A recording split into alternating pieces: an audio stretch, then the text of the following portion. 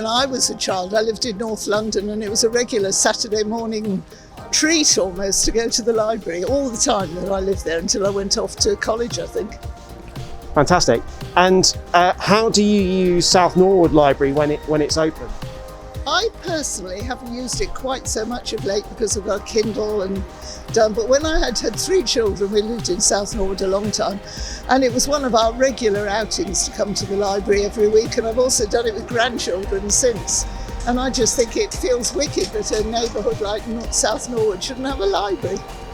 Do you think children growing up in South Norwood now will be worse off if the library closes?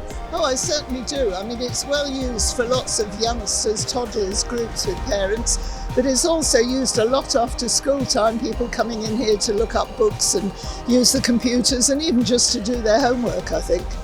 And hopefully parents bringing their children to borrow books. And finally, what would your one message be to councillors about the library?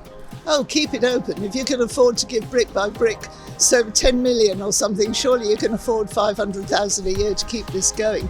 And I'm not in favour of it being a community library, because I think usage of that decreases over time. You have enthusiastic people to start with, but they can't keep the momentum up. And they're not trained librarians. They don't know what books to order or how to run it. So yeah, I really think the council should keep it going. More than, say, Sanderstead Library, where people down there have cars and it's a more privileged area really in South Norwood.